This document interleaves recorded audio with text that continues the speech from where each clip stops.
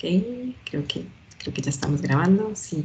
Y bueno, entonces primero vamos a compartir pantalla con una pequeña presentación. Ay, perdón, me equivoqué. Vamos a compartir pantalla con una pequeña presentación sobre el procedimiento de la práctica número 3 que ustedes tienen en el folleto que está disponible en el TEC Digital. Entonces, en esta práctica lo que se busca es transferir un plásmido de resistencia a un antibiótico entre una bacteria y otra. Y la transferencia se hace por medio de conjugación, que es una de las maneras que tienen las bacterias para generar, digamos, este intercambio de información genética. Intercambio, digamos, lateral, ¿verdad?, entre una bacteria y otra, que no, aunque no necesariamente sean de la misma especie o estén relacionadas filogenéticamente. Entonces, recordar nada más de lo que habíamos visto en la clase de genética hace bastantes semanas, que cuando tenemos una bacteria que presenta un plásmido, para que esa bacteria sea capaz de donarlo por conjugación a otra bacteria diferente, se necesita que ese plásmido codifique ciertas funciones que representan en realidad un tamaño bastante importante del tamaño del plásmido. Entonces, por un lado tenemos funciones que se requieren para hacer contacto con la célula receptora y funciones para poder ya, digamos, una vez que se establece ese contacto, transferir el plásmido a la célula que lo va a recibir. Entonces, en este ejemplo que tenemos aquí del lado derecho, que es un plásmido de resistencia a mercurio, que es un plásmido natural, digamos que fue aislado en una bacteria de suelo, este plásmido tiene 55 kilobases de tamaño aproximadamente. Y no sé si distinguen bien los colores, pero en este plásmido las funciones para establecer el contacto están representadas por un color como verde celeste muy clarito, que es básicamente todo lo que está aquí como en la parte inferior, más un par de genes por acá más hacia el lado derecho.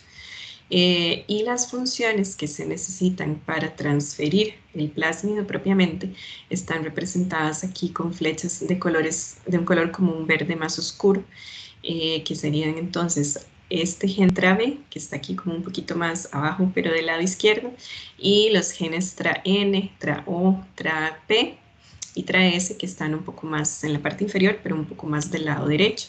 Entonces, si ustedes ven, guiándose por los colorcitos, ¿verdad? Desde este verde oscuro, que es TRA-S, acá del lado izquierdo, hacia el TRA-B del lado, perdón, el TRA-S del lado derecho hacia el TRA-B del lado izquierdo, es casi la mitad del plásmido, ¿verdad? Entonces, estas son funciones que más o menos representan de 25 a 30 kilobases en cuanto a su tamaño, ¿verdad? Entonces, es bastante la información genética que tiene que estar codificada en el plásmido para que se pueda dar ese intercambio de información por conjugación.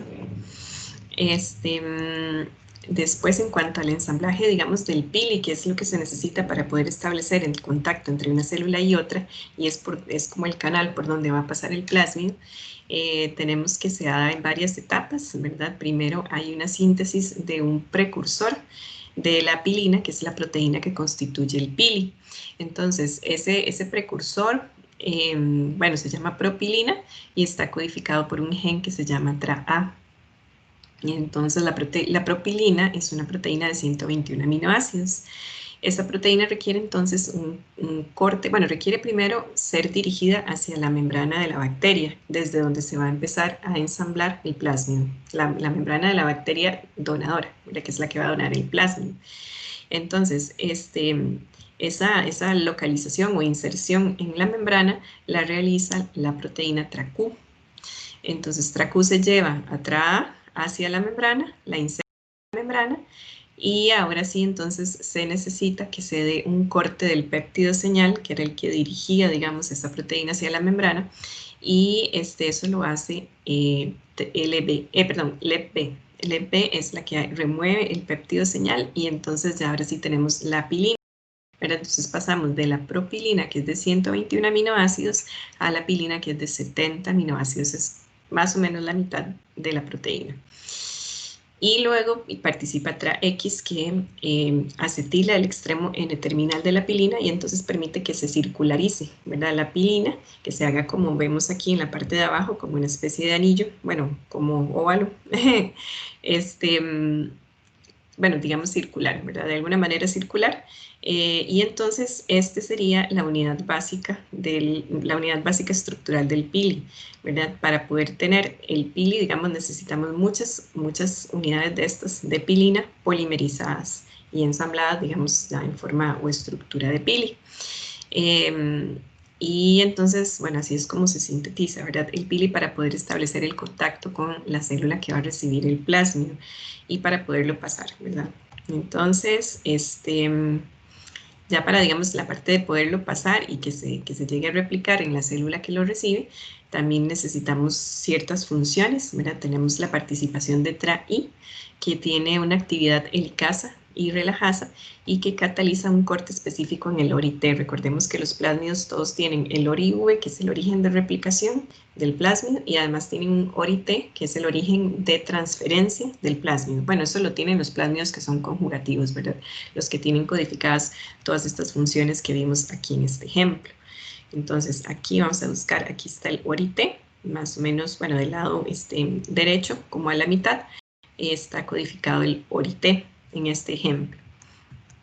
Entonces, digamos por aquí, la TRA-I separa las cadenas del plásmido y hace un corte en el sitio ORI-T. Después hay varios genes TRA que están implicados en transferir el plásmido, bueno, una copia del plásmido hacia la célula que lo recibe.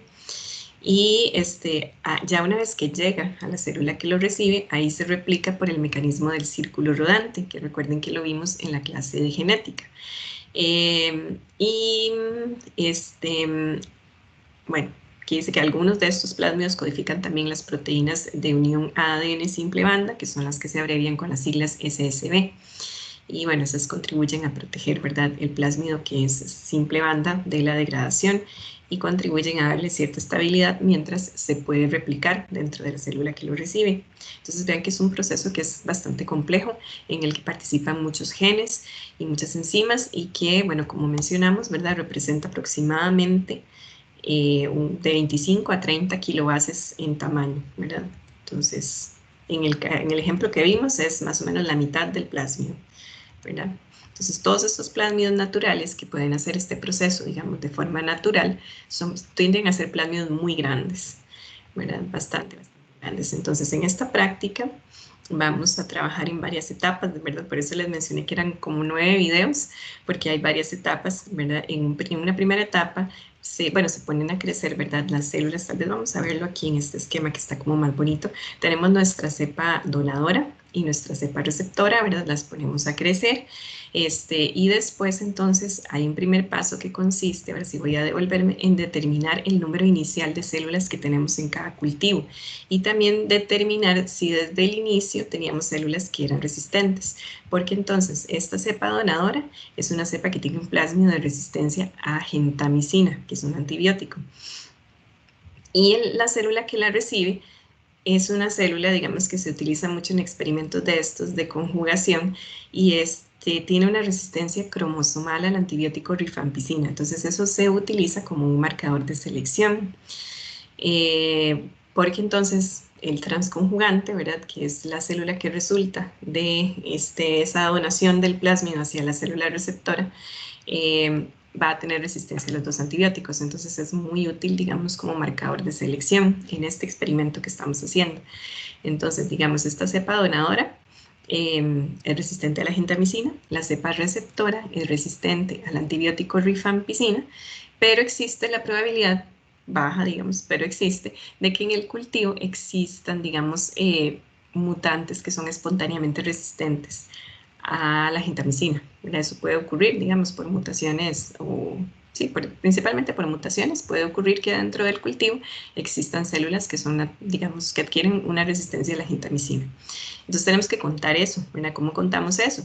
Bueno, hacemos diluciones seriadas del cultivo de la cepa receptora y hacemos un recuento en placas que tienen la rifampicina, así conocemos el número inicial de células que tenemos en el cultivo, pero también hacemos otro en placas que tienen los dos antibióticos. Entonces, lo que nos crezca aquí se consideran, digamos, mutantes espontáneos, ¿verdad? Son células que de pura casualidad, digamos, tienen resistencia a ambos antibióticos.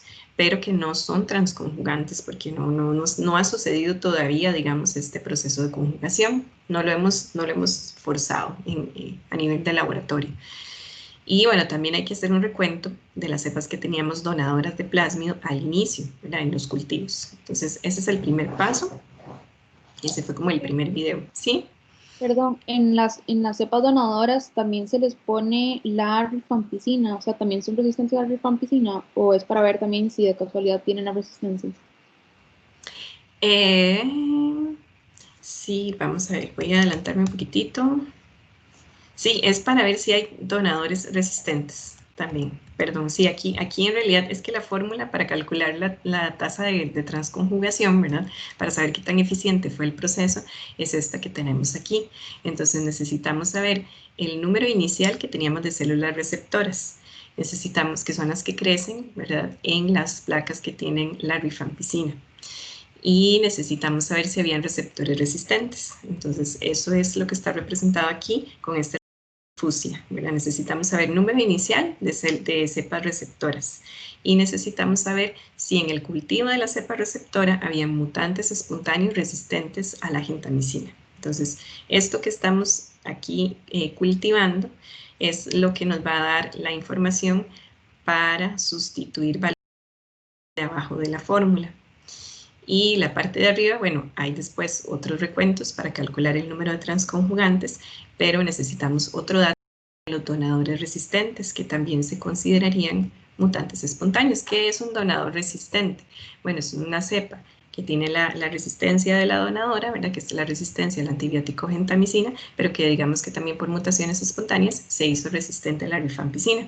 Entonces necesitamos quitar esto de la ecuación, ¿verdad? Por así decirlo, porque nos estaría alterando el dato de la tasa de transconjugación, ¿verdad? Los transconjugantes, recordemos que van a ser entonces el producto de esa transferencia del plásmido desde el donador hacia el receptor, y el transconjugante tiene resistencia a los dos antibióticos. Entonces necesitamos restar en la fórmula cosas que estaban ahí desde el inicio, que quizás tenían resistencia a los dos antibióticos, ¿verdad? Y aquí también tenemos que quitárselo a los receptores, les tenemos que quitar el número, digamos, de células que tal vez de pura casualidad eran mutantes espontáneos resistentes a ambos antibióticos. Entonces, eso es lo que estamos haciendo en un primer paso, ¿verdad? Aquí, que es determinar el número inicial de las células donadoras y el número que había de receptores y de donadores espontáneos. Ese es el primer paso, que es lo que se hace acá. Entonces, tenemos los dos cultivos crecidos, hacemos 7 diluciones seriales decimales de cada una, o sea, aplicando el factor 1 en 10. Y de las tres últimas, que son la 10 a la menos 7, 10 a la menos 6 y 10 a la menos 5, entonces las inoculamos en los diferentes medios de cultivo, según si es la cepa donadora o la cepa receptora. Entonces, en el caso de la donadora, es para determinar mutantes espontáneos y cultivamos en las placas que tienen los dos medios. Y en el caso de las receptoras, para ver el número inicial de receptores que va en la fórmula para calcular la tasa de transconjugación, va en la parte de abajo de la fórmula, y también necesitamos saber el número, si es que había, de mutantes espontáneos. Entonces, esos mutantes espontáneos los calculamos cultivando las diluciones seriadas en placas que tienen los dos antibióticos. Y bueno, entonces esto se inocula, ¿verdad? Y se distribuye con el asa de Drygalski, como vamos a ver, y se pone a crecer por 24 horas a 37 grados centígrados. El siguiente paso es ya el experimento de conjugación propiamente, ¿verdad? Que es en realidad el más sencillo, digamos, lo que más se demora en tiempo es de estar haciendo las diluciones y los recuentos, ¿verdad? Pero bueno, el experimento de conjugación como tal es muy sencillo. Lo que se requiere es, bueno, los mismos cultivos que diluimos aquí anteriormente, ¿verdad? Entonces, estos mismos cultivos, el cultivo de la cepa donadora, el cultivo de la cepa receptora, de cada uno de ellos tomamos 700 microlitros, los pasamos a un tubo Eppendorf, centrifugamos 1 minuto a 12.000 revoluciones y obtenemos. Entonces, cuando tenemos el pellet, ¿verdad? Le quitamos el sobrenadante y el pellet lo resuspendemos en un volumen pequeño de un medio de cultivo y se inocula en una placa que va a tener los dos antibióticos, porque lo que queremos es crear como esa presión de selección para que se dé el intercambio de información genética por conjugación. Y entonces eso se hace sobre una superficie de un filtro de nitrocelulosa de 0.45 micras. ¿Por qué se hace ahí? Bueno, es como porque al agregar esta gota que es de 100 microlitros, es una gota que es relativamente grande dentro de la superficie de la placa, y si no hay como un medio sólido que sirva como matriz para mantener las células juntas, no se va a dar físicamente, digamos, ese intercambio de información por conjugación, porque las células podrían dispersarse en la placa, ¿verdad? Si la placa presenta humedad o, o irregularidades, eso puede hacer que la gota, que es muy grande, se disperse mucho y que entonces las células donadoras y las células receptoras no nos queden lo suficientemente cerca para que se pueda dar el proceso. Entonces, normalmente se utiliza algún tipo de soporte o algún tipo de matriz que permita que las células se mantengan como más cerquita unas de las otras. Bueno, esa es la función que cumple el papel filtro. Y esto se incuba también 24 horas a 37 grados. Después viene la parte de ver qué creció en el filtro, ¿verdad? Entonces recuperamos el filtro y lo ponemos en un tubo Falcon que tiene una solución salina estéril, ¿verdad? Eso se agita por un vórtex, se agita en el vórtex bastante durante 1 minuto hasta tener ya, digamos, una suspensión que es homogénea, ¿verdad? Esto es para entonces, digamos, los transconjugantes que tenemos crecidos en el filtro, para que se desprendan de ese filtro, ¿verdad? Y se resuspendan en la solución salina. Y luego entonces procedemos a hacer diluciones seriadas, ¿verdad? Que también se hacen aplicando un factor de 1 en 10, entonces son también diluciones decimales, desde la 10 a la -1 hasta la 10 a la -5. Y esto se incuba en placas que tienen obviamente los dos antibióticos, porque estamos buscando los transconjugantes. Se incuba 24 horas a 37 grados centígrados.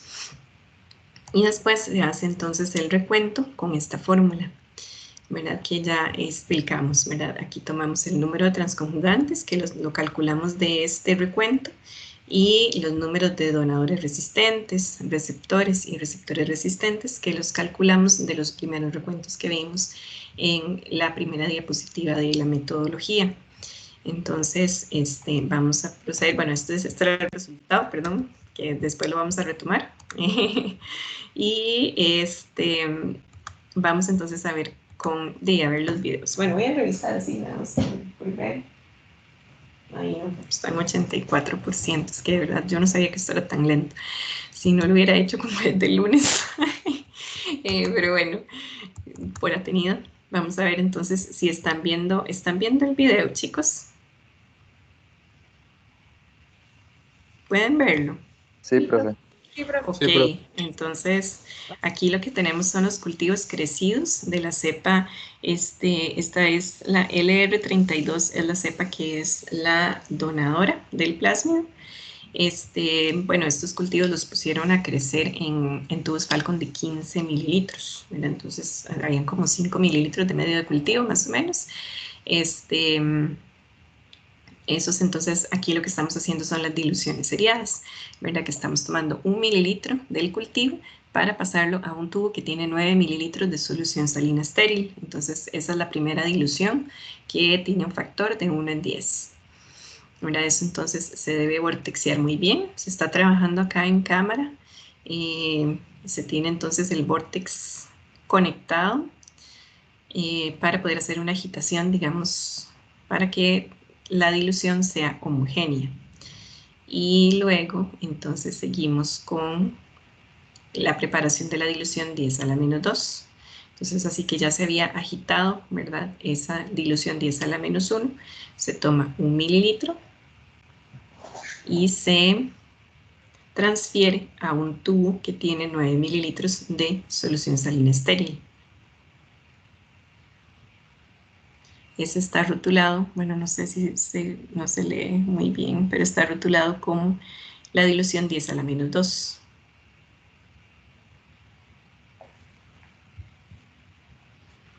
También se agita en el vórtex.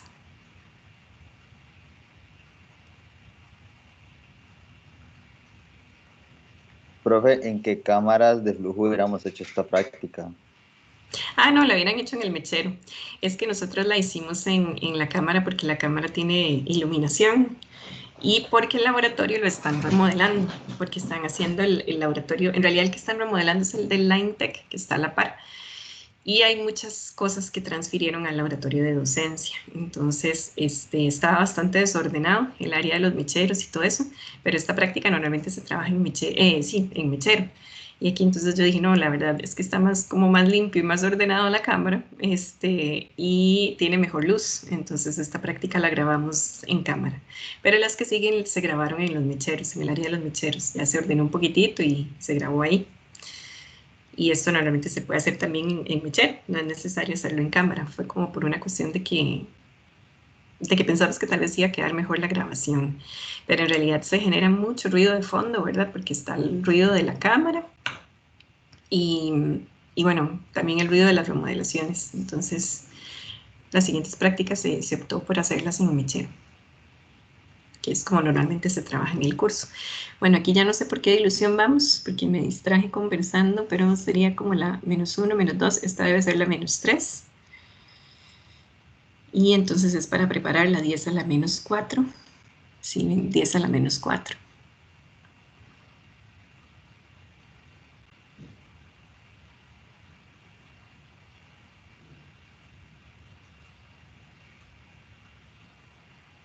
Esto normalmente también se hace en grupos, entonces generalmente una persona se encarga de diluir el cultivo de la cepa donadora y otra persona hace la dilución de la otra cepa y se avanza un poquito más rápido. Pero bueno, yo como estaba sola, hice todas las diluciones yo solita. Bueno, estaba con Julián, pero Julián me estaba grabando. Y entonces acá lo que sigue hacer es la dilución 10 a la -5, que se hace tomando 1 mililitro de la dilución 10 a la -4 y pasándolo a un tubo que tiene 9 mililitros de solución salina estéril. Está rotulado como 10 a la -5.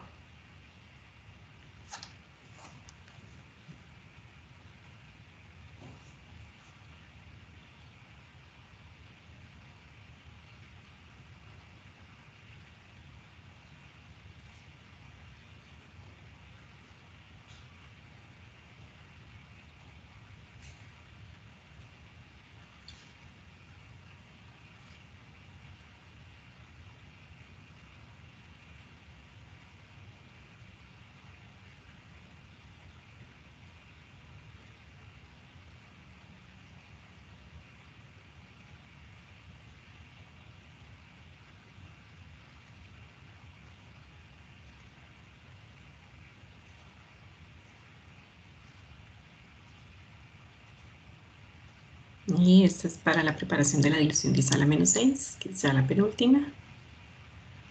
Miren que ahí, bueno, tal vez como un pequeño tip cuando ustedes trabajan con tubos, bastantes tubos que están así, es como poder tener una gradilla lo suficientemente grande para colocar entonces las diluciones que ya fueron preparadas como en los espacios que siguen. No sé si lo notan en el video, ¿verdad? Las diluciones que ya están más preparadas, yo las tengo en la segunda fila de la gradilla y las que todavía estoy trabajando las tengo en la primera, ¿verdad? Entonces eso me ayuda a saber por dónde voy, ¿verdad? Sin tener que estarme fijando tanto como en los tubos, ¿verdad? Pero es algo que ayuda, digamos, a guiarse un poco mejor. Mira, y esta ya es la última, la dilución 10 a la -7 del cultivo de la cepa donadora del plásmido.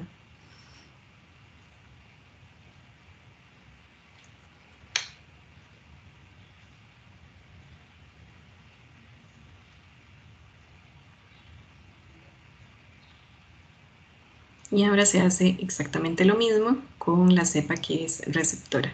Este cultivo, si ustedes lo notan, es un poquito más de un color más anaranjado porque el antibiótico rifampicina, cuando se prepara, se adquiere un color como rojo bastante oscuro. Entonces, este cultivo se ve de un tono más oscuro que el otro, que el primero.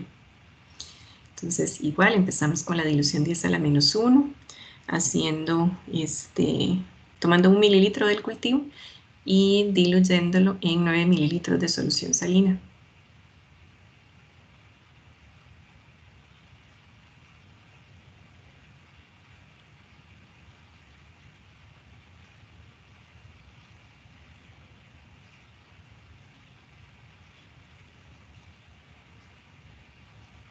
Entonces normalmente las cosas que ya yo no voy a necesitar las paso como para la fila de atrás de la gradilla. Aquí entonces es el mismo proceso de ir haciendo todas las diluciones desde la 10 a la menos 1 hasta la 10 a la menos 7.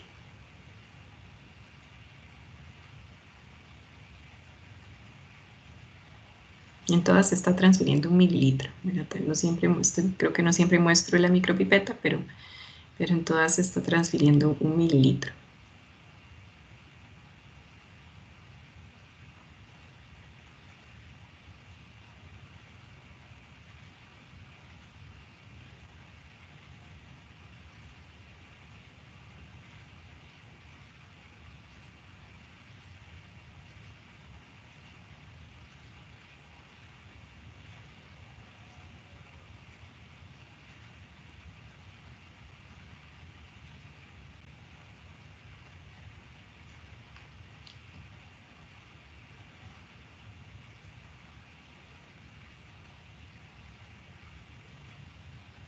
Ahí vamos por 10 a la menos 3.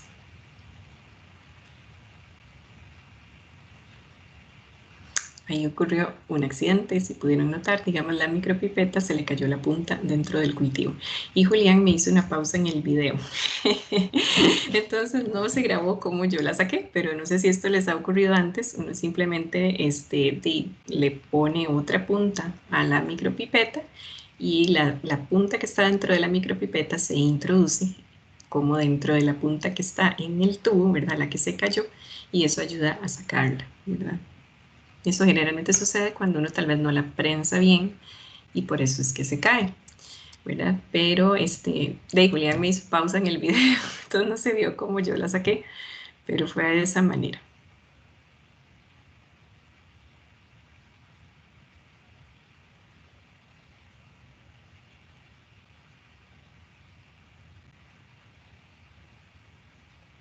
Y ahí vamos por la 10 a la menos 4.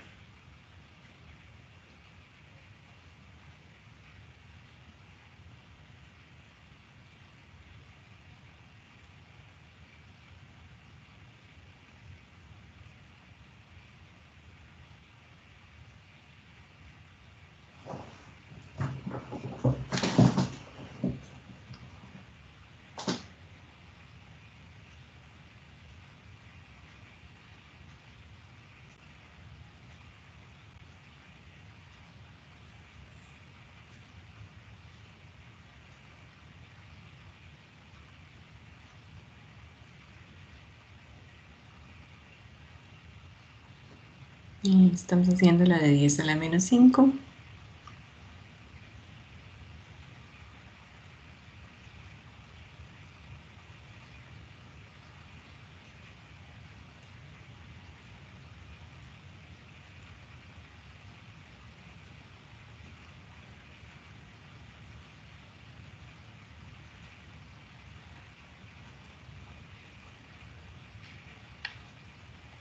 Profe, ¿qué bacterias estaba usando? Perdón.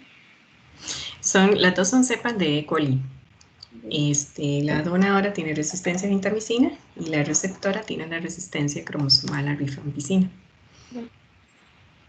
Esta es la dilución 10 a la menos 6.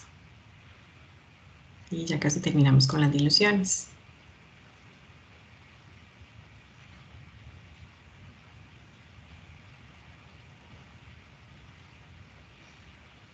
Sí, creo que no les había dicho que eran E. coli.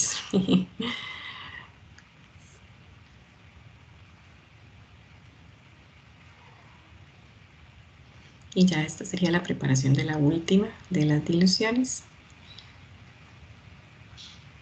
La 10 a la menos 7 de la cepa receptora.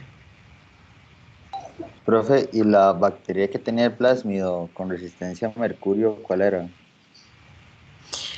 Bueno, el artículo nada más mencionaba una bacteria de suelo, pero no recuerdo el género. Tendría que revisar la referencia si se menciona, porque nada más se decía bacteria de suelo.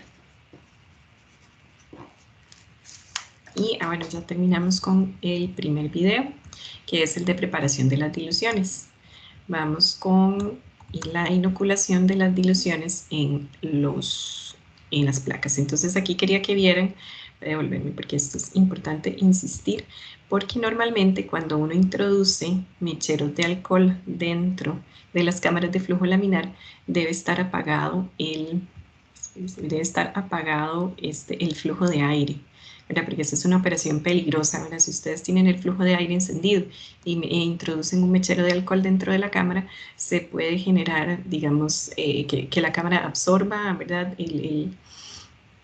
La llama y se haga un incendio, ¿verdad? También puede pasar con el alcohol, que a veces algunas tienen sensores de alcohol, entonces se apagan y es como complicado. O sea, aquí fue que nosotros necesitamos un mechero, ¿verdad? Porque necesitábamos esterilizar el asa de Drygalski por flameado y por eso entonces decidimos apagar la cámara, ¿verdad? Pero esto también lo hubiéramos podido hacer en el área de los mecheros, fue que nada más estaba ese día como muy desordenado. Entonces aquí, ¿verdad? Yo dije, bien, grabe bien esto, ¿verdad? Que está detenido el flujo para poder trabajar con un mechero.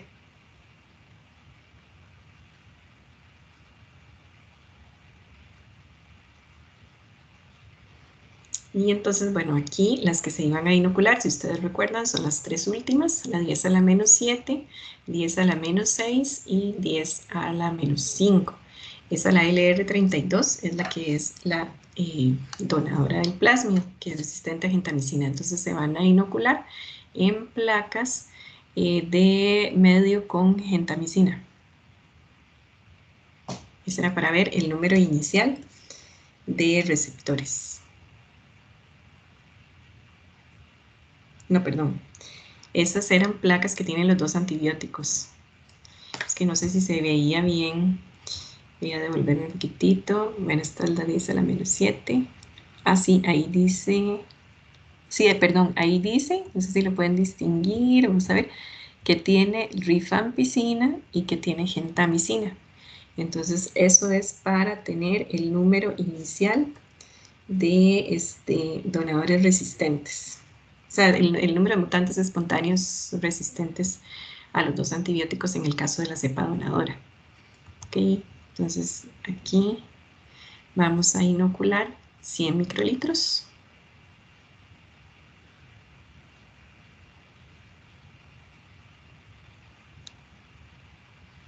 Bueno, se empieza generalmente con la dilución más diluida, valga la redundancia, y de ahí se va uno hacia las más diluidas.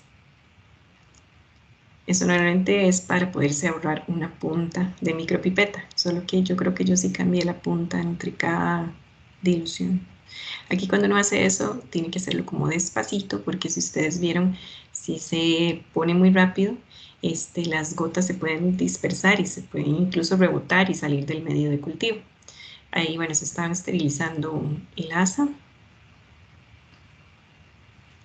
Solo que no se distingue como cuando se está flameando, pero sí se flameó.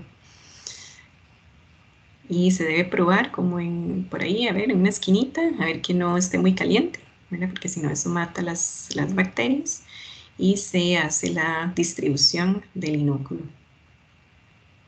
Entonces luego se vuelve a flamear el asa. Es importante tenerla como en esa posición con la L como hacia abajo, ¿verdad? No con la L hacia arriba, porque si no el alcohol, ahí sí se vio un poquito mejor donde se flameó. Si no, el alcohol se puede escurrir, ¿verdad? Y se puede venir hacia las manos de uno. Entonces sí es importante. Esta es la dilución 10 a la menos 6. Y en el medio de rifampicina y gentamicina.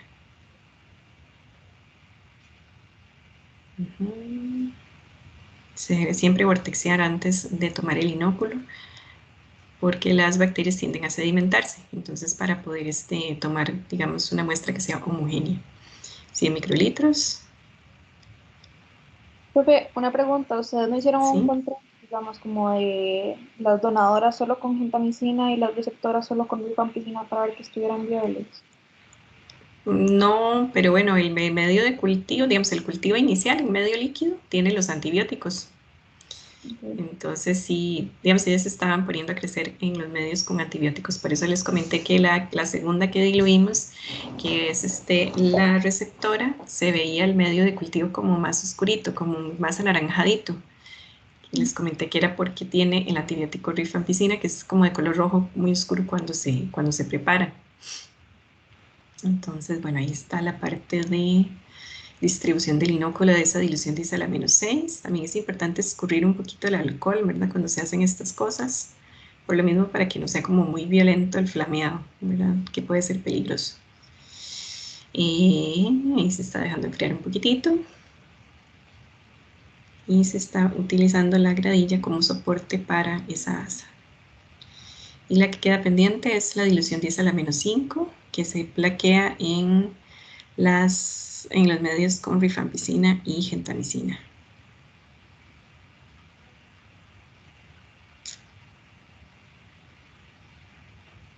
Entonces, igual que las anteriores, ¿verdad? Se toman 100 microlitros y se inoculan en la placa. Entonces, este proceso, como les decía, se debe hacer despacito por esas gotitas que son como saltarinas y que algunas pueden rebotar como fuera del medio de cultivo y se pierde ese volumen. Entonces, ya no es como tan exacto el conteo. Aquí probando la temperatura del asa y distribuyendo el inóculo.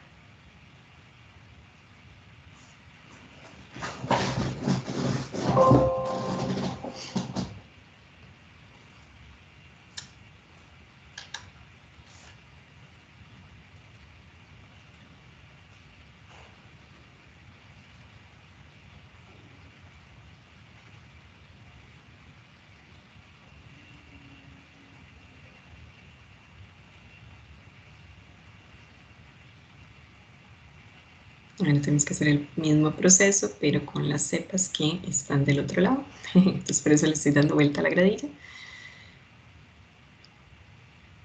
Y en este caso es la cepa que está rotulada como 2401, que es la receptora.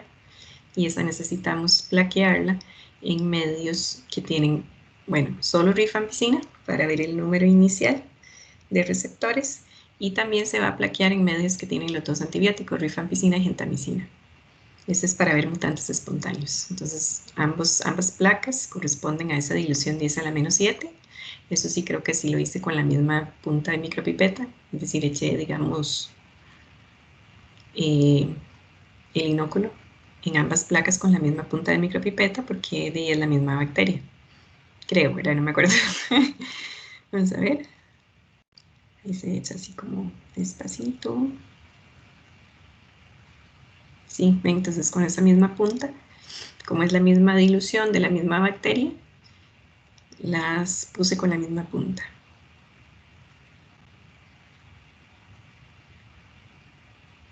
Y bueno, ahí estoy tapando la dilución. El asa ya la teníamos flameada. Y entonces pasamos a distribuir ahí los inóculos. Y bueno, entonces como se trata, ¿verdad?, de la misma bacteria, se puede utilizar la misma asa. Ahí se nos desenfocó el video. Ya. Se puede utilizar, digamos, el asa sin flamear entre una y otra porque es la misma bacteria.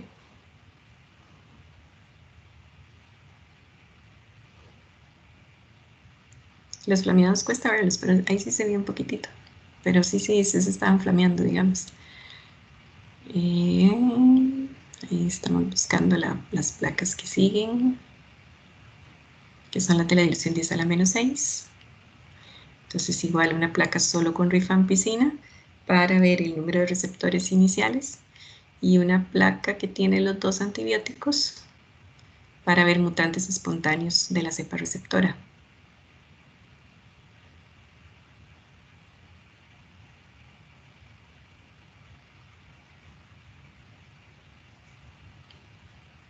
Dilución 10 a la menos 6.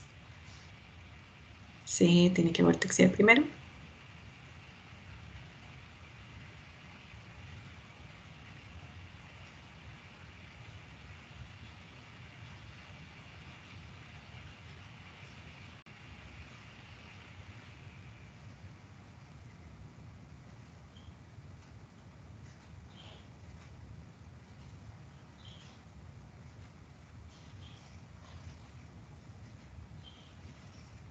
Igual, ¿verdad? Esta es la misma dilución que van dos medios de cultivo diferentes, pero es la misma dilución de la misma bacteria, entonces se puede utilizar la misma punta de micropipeta.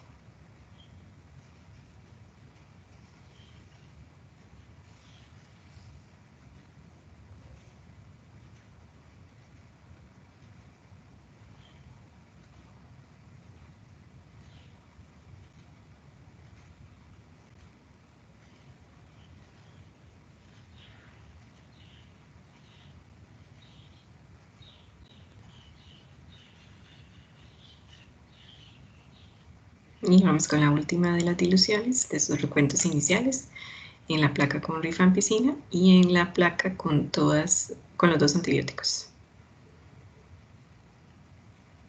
Esta es la dilución 10 a la menos 5. Esto viene en el córtex.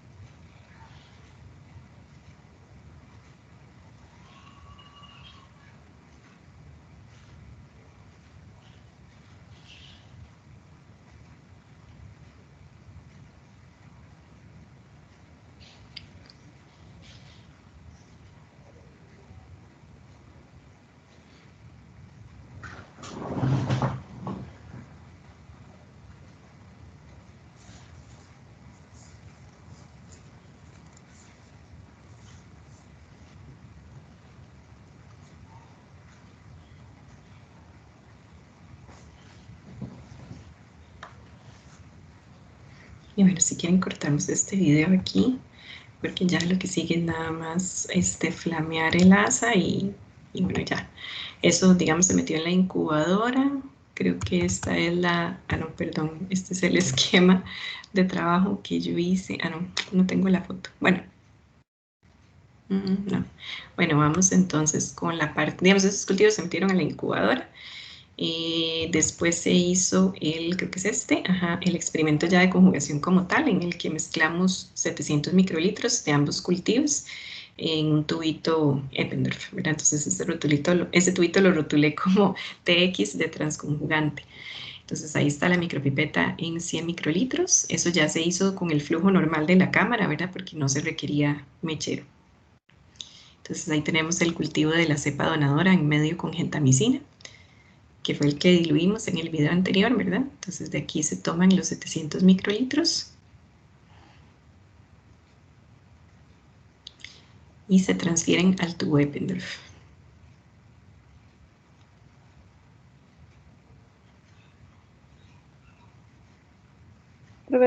Perdón, ¿esos son los ¿Sí? cultivos originales o es alguna dilución, digamos, los que se No, mezclan? son los cultivos originales. Okay. Son los cultivos originales, que esos los procedimos a diluir en el video anterior, ¿verdad? Ese es el de la cepa que recibe, que está creciendo en medio con gentamicina, y ven que sí se ve más anaranjadito el medio en comparación con el otro. Entonces se toman 700 microlitros, se hace el cultivo puro, digamos, así sin diluir. Y ven, ahí se ve un poco la diferencia de color. Bueno, es que me lo tapa mi mano, pero ahí sí se ve mejor la diferencia de color entre los dos medios de cultivo.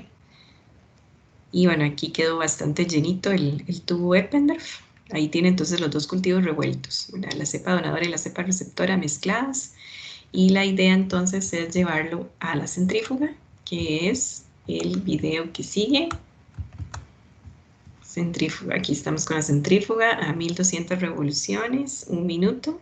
Entonces tenemos un tubo con el mismo volumen bueno, ese es el tubo, digamos, de interés, ¿verdad? El del transconjugante. Y este otro tubo tiene una X, es nada más un tubo con agua con el mismo volumen para equilibrar la centrífuga. Ahora recuerden que eso es sumamente importante, si no las centrífugas se pueden dañar. Entonces ahí cerramos la centrífuga y la ponemos por 1 minuto. Y bueno, ya este video entonces lo vamos a detener acá. Vamos a la parte del video de cómo sacar el pellet de la centrífuga. Ahí se abre la centrífuga. Ya transcurrió, digamos, el tiempo de centrifugación. Y aquí se ve el pellet bien bonito. ¿Ven? Es un pellet bastante grande, de ambas células. Y bueno, este video lo vamos a detener aquí porque en realidad luego lo que sigue es cuando saco el otro tubo, que no es como tan importante. Aquí ya empezamos con el pellet, ¿verdad? Dentro de la cámara, aquí tenemos el pellet, ¿verdad? El tubito que está rotulado como TX, y aquí lo que hay que hacer es sacarle el sobrenadante. Se saca ese sobrenadante para resuspender el pellet en un volumen más pequeñito de medio de cultivo, que es el que luego se inocula en el filtro. Entonces ahí estoy sacando más o menos de los 700 microlitros que se habían agregado de cada cultivo, ¿verdad? 700 y 700, más o menos 1400. No es como tan necesario que el pellet quede súper seco, ¿verdad? Porque ya ahí nada más es como de quitarle como la mayor cantidad de medio, pero después se va a volver a suspender en ese mismo medio. Entonces, se está suspendiendo bueno, sí, ahí lo voy a poner no me acuerdo si 200 o 100.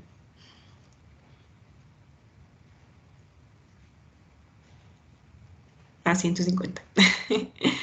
Lo voy a suspender en 150 mililitros y para este experimento se utilizó un caldo tripticasa y soya diluido 1 en 10. Eso apenas nada más, es como cumple la misma función que un agua peptonada o una solución salina, es nada más un medio que sea como hipotónico, que sea isotónico para la bacteria, ¿verdad? Que no vaya a ser agua destilada, ¿verdad? Y que entonces se nos vaya a morir por presión osmótica. Entonces también se puede utilizar el CTS sin diluir, ¿verdad? Pero bueno, ahí se hizo de esa manera y se está suspendiendo entonces el pellet en ese volumen que es mucho más pequeñito que el volumen que salió de la centrífuga. Son 150 microlitros. Y de ahí se hace una mezcla en vortex ya un poco más homogénea.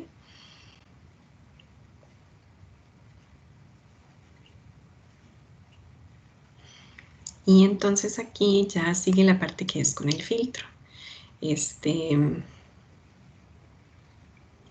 Esa es una placa que está rotulada como TX porque es la del experimento de transconjugación y tiene los 2 antibióticos, rifampicina y gentamicina. Ahí por otro lado tenemos el filtro que está autoclavado, digamos, se autoclavó dentro de una placa Petri. Entonces toca sacarlo de ahí con unas pinzas estériles.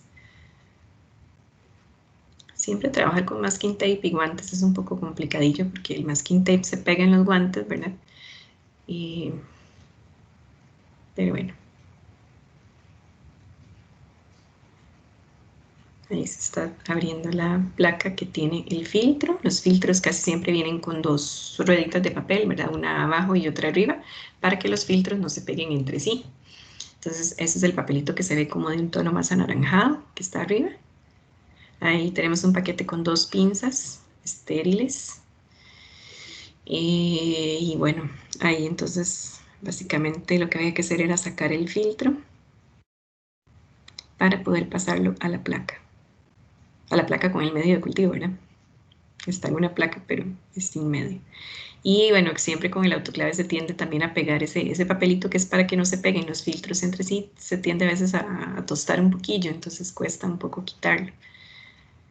Ahí ya estaba como pegado también al de abajo. Entonces ahí para no complicarnos mucho, nada más se prensa un poquitito con el dedo, el de abajo, ¿verdad? Pero sin tocar el de arriba. Después ese sí tiene que quedar como adherido a la placa, al medio de cultivo, perdón, tiene que quedar adherido al medio de cultivo, porque las bacterias necesitan, ¿verdad?, comer. Entonces, si el filtro está como muy levantado, se van a morir nada más porque no tienen una fuente de nutrientes. Entonces aquí se toman 100 microlitros de este pellet que resuspendimos en un volumen de 150. Tomamos 100 y esto se pone en el filtro. Se transfieren los 100 microlitros al filtro. Y ahí sí hay que tener cuidado, ¿verdad? Que la gotita quede bien juntita, ¿verdad? Que no se disperse por el medio, que quede ahí dentro del filtro. Por lo que les explicaba de que es como un soporte para que las bacterias se encuentren físicamente cerca. Entonces esas placas se meten en la incubadora, que yo creí que tenía aquí una foto de eso, pero no.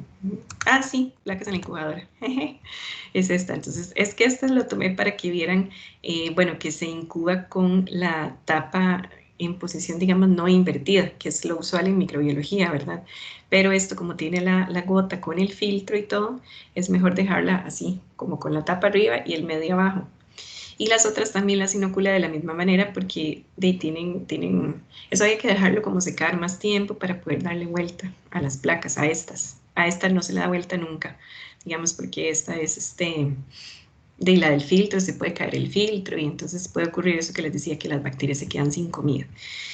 Entonces lo ideal es que esta por lo menos esté incubada de esta manera, ¿verdad? Y estas otras pueden incubarse así, ¿verdad? O esperar a que se sequen y entonces darles vuelta. Pero bueno, así quedaron metidas en la incubadora hasta el día siguiente. El día siguiente tocó la recolección del filtro. Entonces en este video tenemos aquí ya creció, no sé si lo logran distinguir, pero bueno, aquí en el centro, es que se ve como medio de baja resolución. O sea, no tiene buen contraste, pero ahí está el crecimiento bacteriano. Básicamente quedó donde quedó la gota, ahí quedó, ¿verdad? El crecimiento bacteriano. Entonces con una pinza estéril se toma el filtro y se transfiere a un tubo Falcon que tiene 10 mililitros de solución salina estéril. Entonces ahí se toma con la pinza. En este proceso tal vez lo que es complicadillo es meter el filtro dentro del tubo Falcon, porque la boca del tubo Falcon es más angosta. Entonces acá, pues yo traté como de hacer un rollito, pero no me funcionó como muy bien. Nada más lo que hice fue como, digamos, medio suavizarlo un poco, ¿verdad? Porque recuerden que ese filtro está un poco tieso porque fue autoclavado, pero bueno, ahí entró, que es como lo importante. Y entonces toca hacer una agitación en Vortex por 1 minuto para que los transconjugantes que están adheridos al filtro, ¿verdad?, se desprendan y se resuspendan en esa solución salina. Y yo creo que, bueno, aquí podemos ya terminar este video, porque el que sigue entonces es cuando ya transcurrió ese minuto. Ay, perdón. Cuando ya transcurrió ese minuto y entonces ya ahí tenemos, ven que se puso bastante turbia la solución salina, porque ya todas las bacterias, digamos, con esa agitación en Vortex se desprendieron, en buena teoría, del filtro. Entonces ahí se procede a hacer diluciones seriadas, se toma 1 mililitro de esa suspensión de transconjugantes y se pasa a un tubo con 9 mililitros de solución salina estéril. Se hacen las 5 diluciones. Ok, estamos bien de tiempo.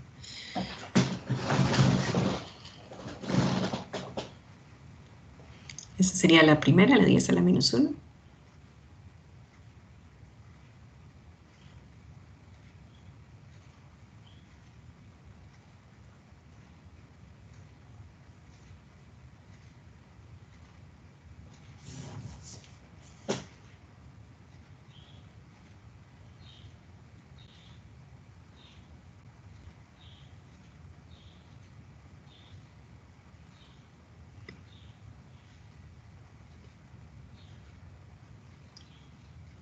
Sí, ahí el tubito de 10 a la menos 2. Entonces de 10 a la menos 1 pasamos 1 mililitro a el tubo de 10 a la menos 2.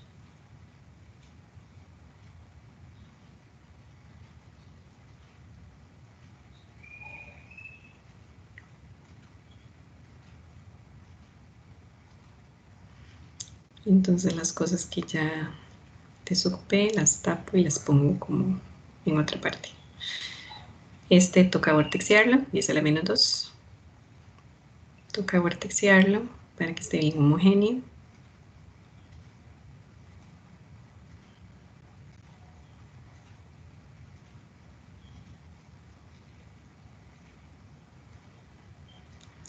Y sigue preparar la dilución 10 a la menos 3.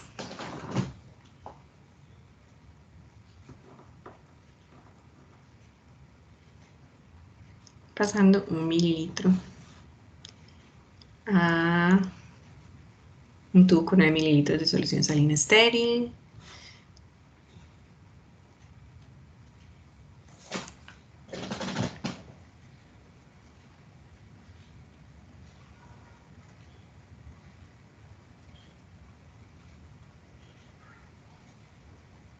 Tapamos ese tubo de la dilución 10 a la menos 2 y lo pasamos por ahí por otro lado.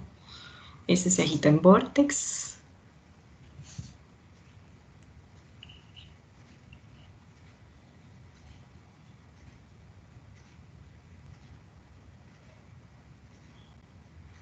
Para preparar la dilución 10 a la menos 4.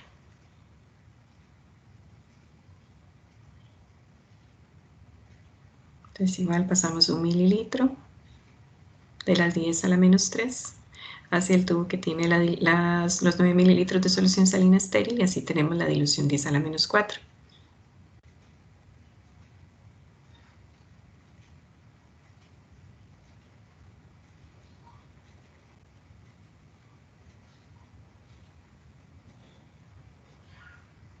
Eso se agita en vórtex para proceder a preparar la dilución 10 a la menos 5, que es ya la última de las diluciones que se hacen. Ahí entonces igual, tomar 1 mililitro y pasarlo al tubito que está rotulado como 10 a la menos 5. Bueno, eso es otra cosa, yo siempre prefiero rotular los tubos antes de, pero he visto gente que trabaja diferente, digamos, y entonces rotulan después. Pero a mí no me gusta porque siento que se puede prestar luego para confusión, ¿verdad? Entonces, pero es algo muy personal.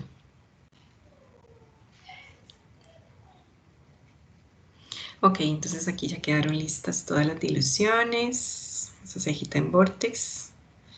Y si vamos a detener este aquí, el que sigue es el de ya finalmente inocular las diluciones del filtro en placa. Entonces esto lo vamos a hacer igual que se hizo la inoculación de las diluciones de los cultivos iniciales, ¿verdad? Se hace dentro de la cámara, pero con el flujo apagado y con un mechero de alcohol. Flameando las asas.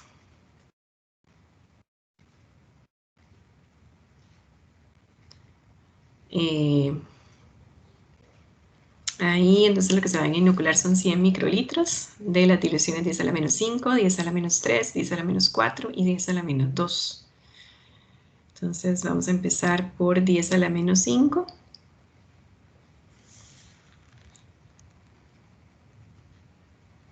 Se agita siempre en vórtex antes de tomar el inóculo, ¿verdad? Para que esté homogénea la suspensión.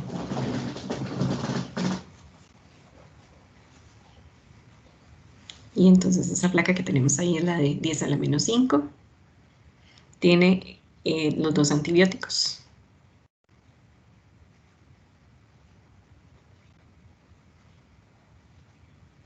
Y se toman, como les decía, 100 microlitros.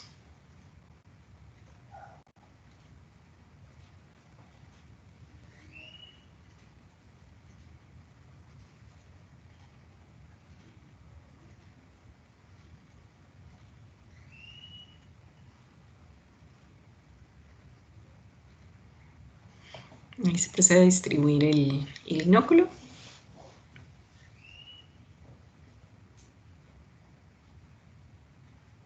Tapar la placa. Voy a ponerla por otro lado porque ya no la vamos a utilizar, entonces para que no se nos confunda con las demás que hay que inocular.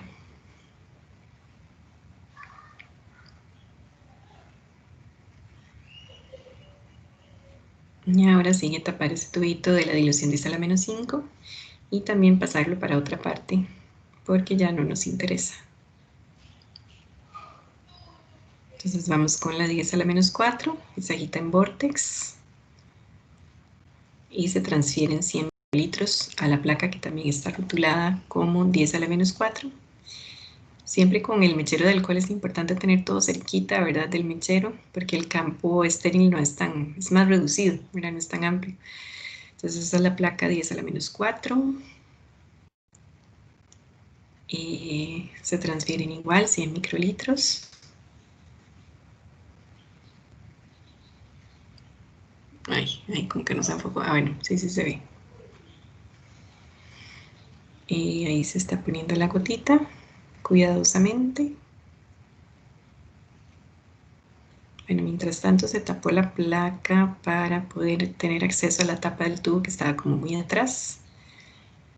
Pero la placa hay que distribuirle el inóculo, ¿verdad? Entonces, esa es la parte que sigue.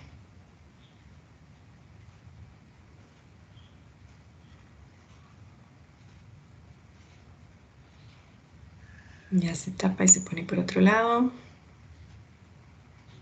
Y se debe flamear el asa. Bueno, ahí decidí hacer un cambio, porque tenía dos. Pero es igual, flamearlo.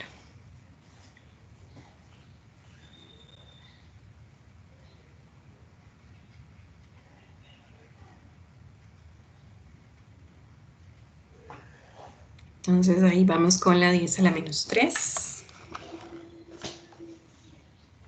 Se agita en vórtex.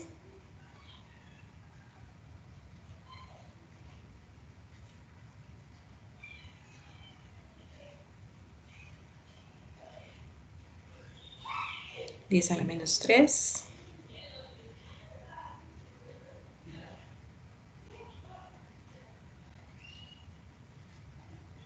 $100 microlitros. Que se depositan cuidadosamente en la placa.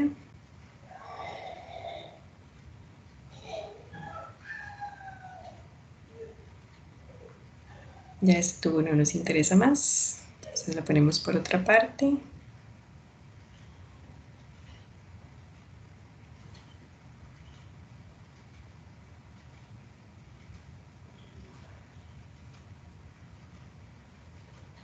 Y ya esa placa también queda lista, entonces también se pone por otra parte.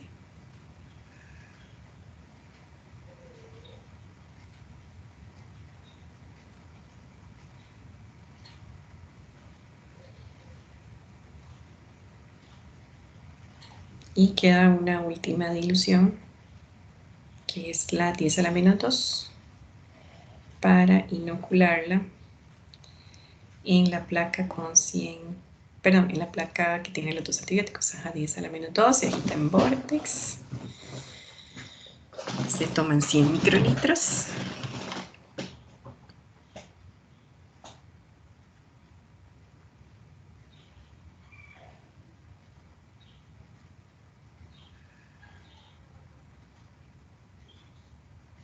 Este experimento se hizo el 30 de octubre.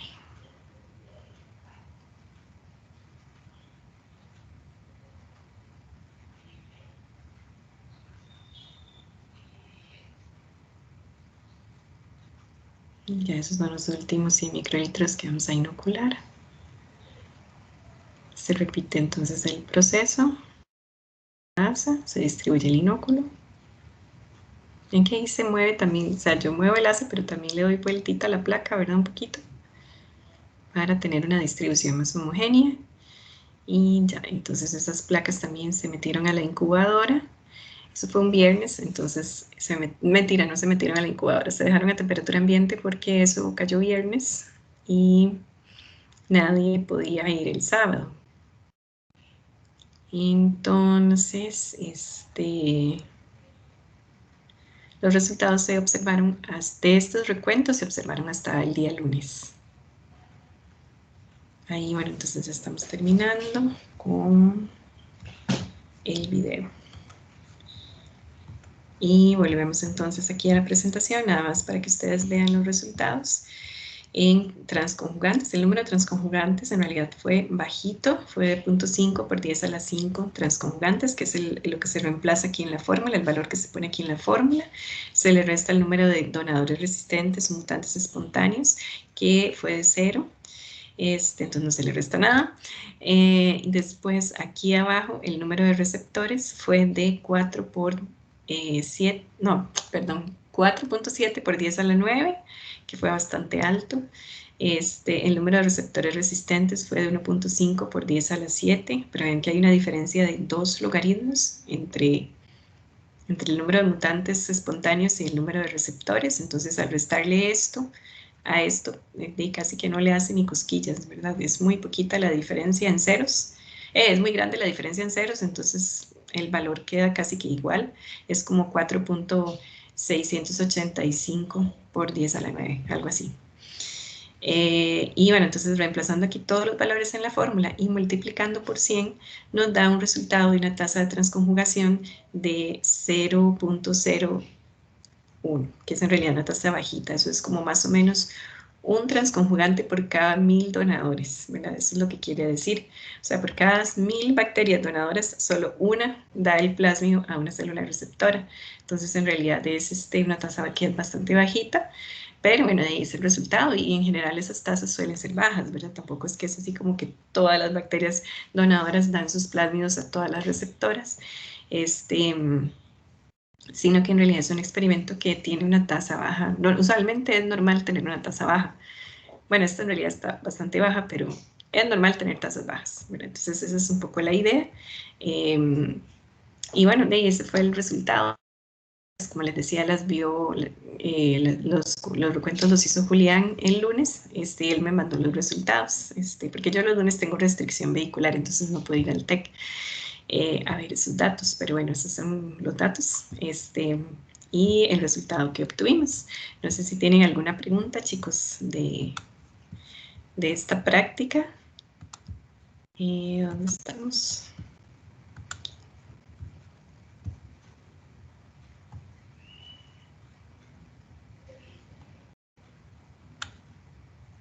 Chicos, ¿están por ahí?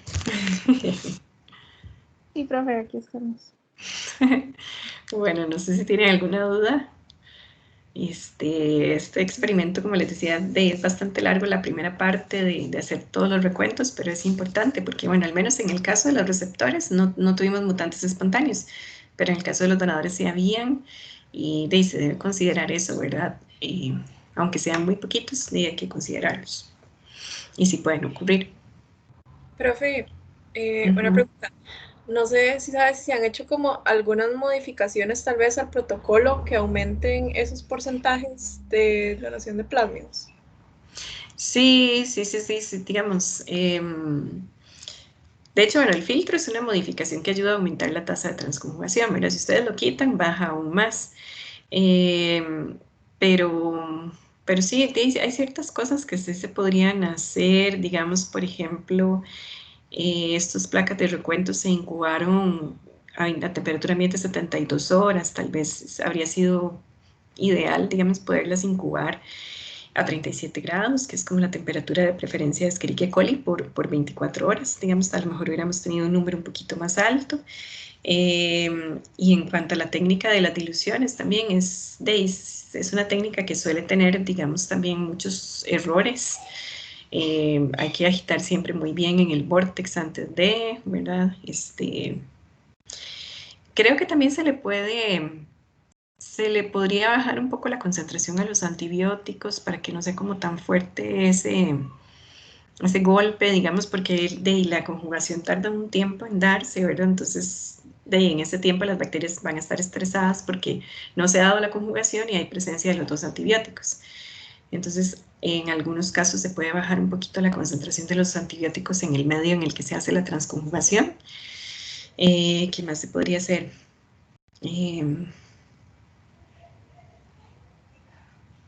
Bueno, posiblemente hayan más cosas que se puedan hacer, ¿verdad? Pero es como lo que se me ocurre de momento.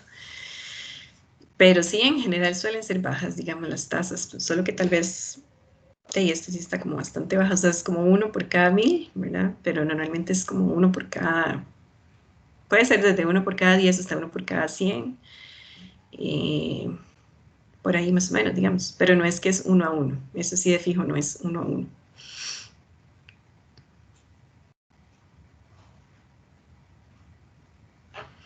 No sé si tienen alguna otra pregunta, chicos. Voy a detener la grabación como para que no se haga tan grande el video.